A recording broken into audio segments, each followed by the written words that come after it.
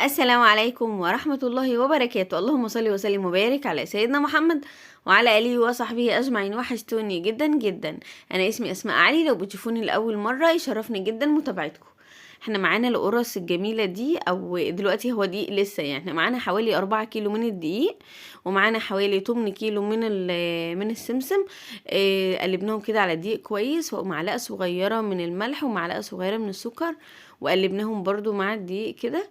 ماشي، ونزلنا كمان بالخميرة بتاعتنا كنا مدوبينها، وكمان اللبن والسمنة، كله كده مرة واحدة. اللبن والسمنة حطينا حوالي نص كيلو من السمنة وحوالي كيلو من اللبن، وبعد كده هنكمل بمية لو احتاجنا مية. والخميرة حطينا هنا حوالي كيس خميرة فورية. شايفين؟ وهنبدأ بقى نقلب كويس جدا. طبعا الفيديو ده عند ماما ودي عمته. طبعا احنا اول ما بدأنا في القرص لقينا عمته جايه، ماما قالت لها رزقك تعالي اعملي معانا. فعمته قالت خلاص انا هعجنها انا، الله يبارك لها يا رب. تعجنها بقى بصراحه، هي شاطره قوي في القرص والحاجات دي برضه.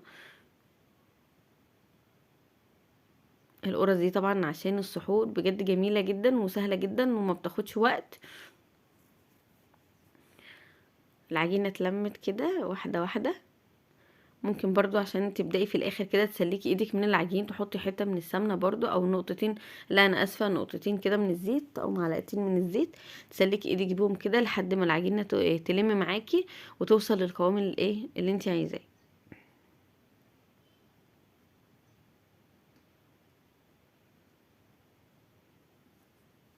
في الوقت ده بقى اتفاجئنا بزيارة جامدة جدا، لقينا بابا داخل علينا وجايب لنا سمك حي ما شاء الله اللهم بارك.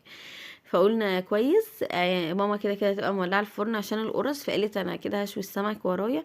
السمك حي، احنا كنا اصلا بدري يعني، كنا قبل الظهر كمان. وبعدين السمك حطيناه بقى، للاسف لازم ان هو يموت الاول عشان احنا نقدر نشويه لانه هو حي. بس للاسف هو اتحط في الفرن وهو حي برضو. احنا خلاص كنا قربنا على المغرب وعايزين نفطر، والسمك لسه حي.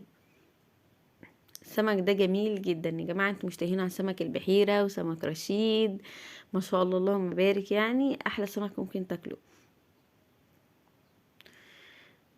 تعالوا بقى نكمل القراص القمر بتاعتنا دي.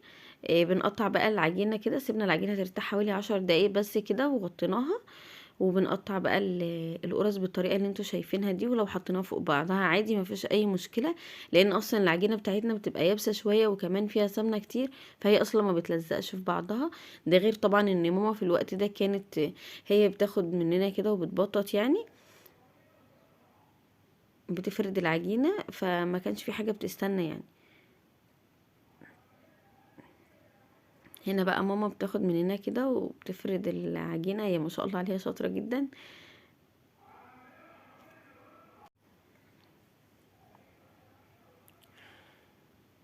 فرد كده بالسمك ده، ما بتبقاش تخينه قوي ولا بتبقى رقيقه قوي. في الوقت ده طبعا احنا بنفرد العجينه كلها زي ما انتم شايفين كده، وبنفردها بقى على حاجه. ماما طبعا حاطه صينيه كبيره، وفرد عليها فرد عليها قماشه كده زي ما انتم شايفين، بحيث ان احنا نرص عليها العجين كده. ممكن تحطي بقى كذا قماشه طبقات كده، وبتحطي عليها برضو العجين، يعني مش كله بيتفرد على صينية، على كذا صينية، يعني هي صينية واحدة كبيرة وكنا بنفرد عليها. والقرص طلعت بالشكل القمر ده. العيب الوحيد في القرص ده ان احنا كنا صايمين، ان انا كنت صايمة. انا بموت كده وبحب قوي اكل القرص وانا قاعدة قدام الفرن، بيبقى طعمها حلو قوي، يعني بيبقى طعمها غير اي وقت تاني.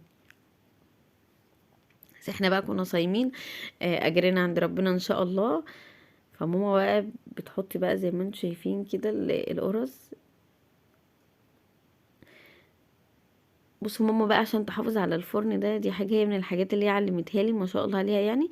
اول لما بتخلص خالص، يعني اول ما بتخلص خبيز الحاجة اللي بتعملها او شوي السمك او اي حاجة، بتنظف الفرن كويس جدا. وبعدين بتجيب كيس بلاستيك وبتبله مية وبتحطه على العصاية اللي هي في ايديها دي كده، وبتمسح بيه الفرن كويس جدا. وبعد كده بتجيب نقطة زيت وحتة قماشة وبتمسح بيها الفرن كويس جدا. تفضل محافظة على السطح بتاع الفرن ده ان هو يفضل نظيف نضيف وما يبقاش عليه صدى او حاجه، ان هي تعمل عليه مثلا قرص كده زي ما انتم شايفين، بيبقى جميل جدا. شايفين القرص جميله ازاي في الفرن، ما شاء الله عليها.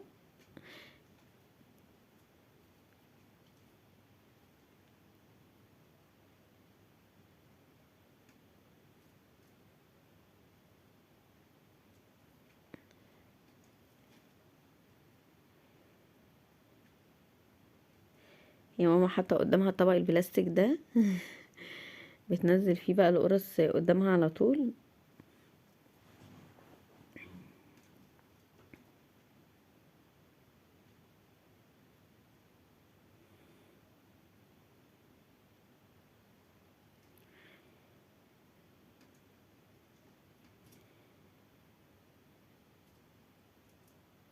طبعا ماما بتبقى مسخنه الفرن كويس جدا، بحيث ان هي تنجز، يعني ما تقعدش وقت طويل في الفرن، عشان ما تبقاش ناشفه، يعني تبقى طريه كده وحلوه. شايفين ما شاء الله. دلوقتي بقى ايه، رديت انا السمك كده، وماما بقى هتبدا تشويه.